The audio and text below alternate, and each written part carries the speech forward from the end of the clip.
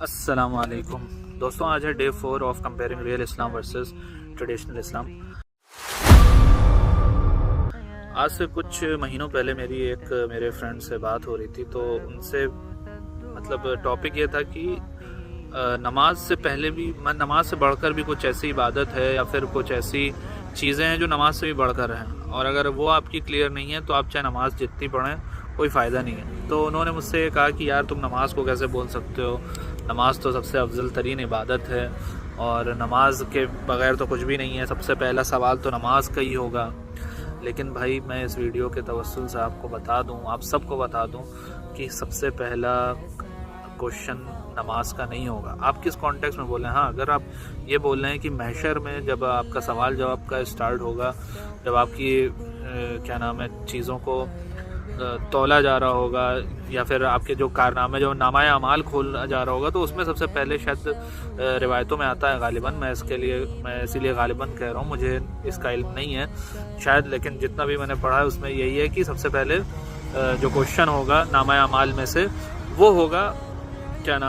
صلاح کا یا نماز کا۔ بٹ سب سے پہلا جو کوشچن ہوگا آپ جیسے ہی اس دنیا سے رخصت ہوں گے وہ آپ کے عقیدے کا ہوگا میرے بھائی۔ وہ عقیدہ آپ کا ٹیسٹ ہوگا قبر کے 4 سوالوں میں۔ تو سب سے پہلے تو عقیدے کا سوال ہوگا، اور عقیدہ کہاں سے درست ہوگا؟ عقیدہ درست ہوگا قرآن سے۔ قرآن اگر آپ نے چھوڑ دیا، اگر آپ نے قرآن کو ہلکا جان لیا اور آپ کا یہ عقیدہ ہے کہ قرآن میں ہر چیز نہیں ہے، قرآن بس ایک ایسی کتاب ہے جو بس مسلمانوں سے ایسوسیٹڈ ایک کتاب ہے، تو وہ قرآن ہے، جیسے ہندوؤں سے گیتا ہوتی ہے، یہودیوں سے توریت ہوتی ہے، اور سو آن سو فورتھ کرسچنوں کے لیے بائبل ہے، نیو ٹیسٹمنٹ ہے، اسی طریقے سے مسلمانوں کے لیے ہے ایک روایتی کتاب۔ تو بھائی یہ آپ کا بہت ہی غلط عقیدہ ہے۔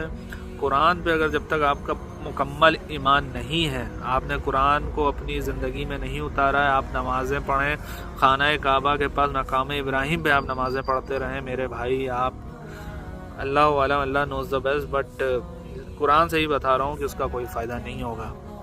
فائدہ اس لیے نہیں ہوگا کیونکہ قرآن میں جہاں پہ آ رہا ہے ادخلوا فی السلم کافہ، اسلام میں پورے کے پورے داخل ہو جاؤ، اور تم اس کے بعد نمازیں تو 5 وقت کی پڑھ رہے ہو، لیکن تمہیں ڈیموکریسی میں ہی فلاح دکھائی دے رہی ہے، تم سود بھی کھاتے ہو، تم لون پہ سامان بھی لیتے ہو، تم منافقوں کے ساتھ اٹھ بیٹھ بھی رہے ہو، تو بھائی تمہاری اس نماز کو تمہارے منہ پہ مار دیا جائے گا، کیونکہ اللہ کی عبادت کے لیے